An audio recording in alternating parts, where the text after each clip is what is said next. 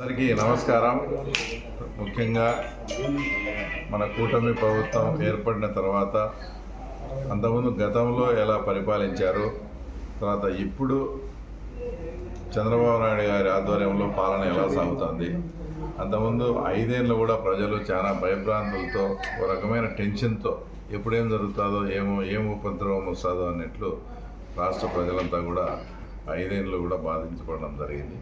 మన కూటమి ప్రభుత్వం వచ్చిన తర్వాత ఈ చంద్రబాబు నాయుడు గారు కానీ మరి పవన్ కళ్యాణ్ గారి ఆధ్వర్యంలో ప్రజలు హ్యాపీగా ఉండడంతో ఈ ప్రభుత్వం ఇలాంటి ప్రభుత్వానికి వచ్చేసి మనం కూడా మద్దతు ప్రకటించాలా, ఇలాంటి ప్రభుత్వం వల్ల ఏదైనా ప్రజలకు మేలు జరిగే పరిస్థితి ఉందని భావించి తర్వాత నిన్న వచ్చేసి 30వ వార్డు కౌన్సిలర్ గారు నిన్న 30వ వార్డు కౌన్సిలర్ సిద్ధయ్య గారి భార్య వచ్చి సైదా గారు పార్టీలో చేరడం జరిగింది.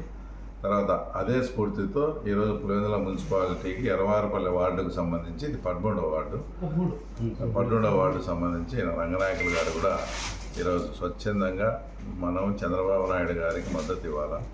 పులివెందుల్లో 2 దఫాలు కూడా ముఖ్యమంత్రిగా పనిచేసి ఈయన వార్డుకు సంబంధించిన ఆ ఊర్లో కూడా మొన్న ఎవరో ప్రెస్ మీట్ ఏదో సవితమ్మ మాట్లాడినారని వాళ్ళు ప్రెస్ మీట్ ఇచ్చినారు ఒకరిద్దరు ఇక్కడ ఉండే నాయకులు.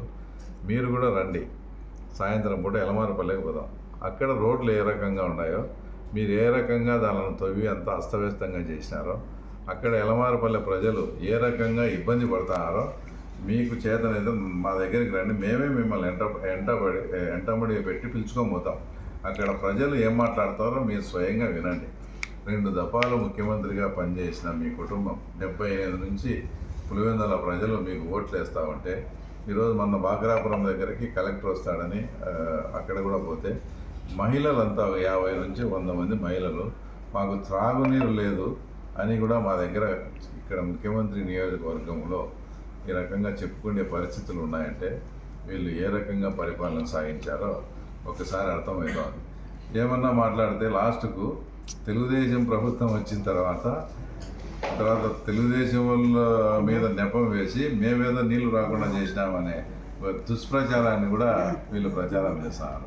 మున్సిపాలిటీ మీదే, ఎమ్మెల్యే మీరే, ఎన్ని ఏళ్ళ నుంచి పులివెందులను పరిపాలిస్తూ ఉండే మీరు కనీసం త్రాగునీరు సౌకర్యం కూడా కల్పించలేక ఈరోజు ప్రజలు ఇబ్బంది పడుతుంటే మళ్ళీ ఆ నెపం వచ్చి మా మీద వేయడం ఇది నిజంగా దురదృష్టకరం. తప్పకుండా మున్సిపల్ కమిషనర్ గారితో కూడా మాట్లాడి కలెక్టర్ గారితో కూడా మాట్లాడి ఇంకా అవసరమైతే ఇప్పటికీ ఒక 5-6 బోర్లు కూడా వేశాం.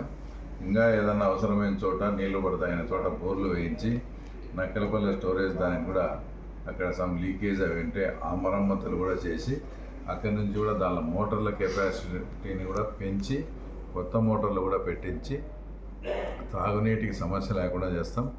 ఇంకోటి ఏంటంటే 3-4 మంత్స్ కల్లా మీకు జలజీవన్ దాంట్లో కూడా అది కనెక్షన్ కూడా అక్కడికి డిగ్రీ కాలేజీ డిప్లొమా కాలేజీ పైన ఒకటి ట్యాంకు కట్టడం ఉంది, దాంట్లో కూడా కనెక్షన్ ఇప్పించేట్టుగా కూడా యుద్ధ ప్రాతిపదికన మెగా కంపెనీ వాళ్ళని కూడా పిలిచి మాట్లాడి వాటికి కూడా కనెక్షన్ ఇచ్చేట్టుగా కూడా చేస్తాం. ఇవన్నీ చూసి ఇట్లా స్వచ్ఛందంగా తెలుగుదేశం పార్టీకి మద్దతు ఇవ్వాలనే ఉద్దేశంతో నిన్న ఒక కౌన్సిలరు ఈరోజు ఒక కౌన్సిలర్ చేరడం జరిగింది. మున్ముందు కూడా భారీగా చేరికలు ఉంటాయి. వీళ్ళందరూ చేరిన తర్వాత మా ముఖ్యమంత్రి గారి దగ్గరికి వీళ్ళందరినీ కూడా తీసుకుపోయి అప్పుడు ఇంకా పులివెందుల్లో 70-80% పనులు కంప్లీట్ అయిపోయి ప్రజలు చాలా ఇబ్బంది పడే పరిస్థితులు ఉంటాయి. అవి మనం కంప్లీట్ చేయాల్సిన పరిస్థితి తప్పకుండా ఉంది. వాటికి మీరు నిధులు మంజూరు చేయండి. పాత కాంట్రాక్టర్లకు జగన్ రెడ్డి వలన అక్కడంతా కూడా నిధులు మంజూరు చేయలేక ఆ పనులన్నీ అసంపూర్తిగా వదిలేసిన సందర్భం కాబట్టి ఇక్కడ పులివెందుల ప్రజలు చాలా ఇబ్బంది పడుతూ ఉన్నారు. 80% కంప్లీట్ అయిన దానికి ఖచ్చితంగా మిగతా వాటికి కూడా నిధులు తీసుకొచ్చి ఈ రోడ్లు, ఈ అండర్ డ్రైనేజ్ పనులు ఈ మున్సిపాలిటీ పరిధిలో తాగునీటి సమస్య లేకుండా తప్పకుండా మేము బాధ్యత తీసుకుంటామని కూడా మీకు మరీ చెప్పడం.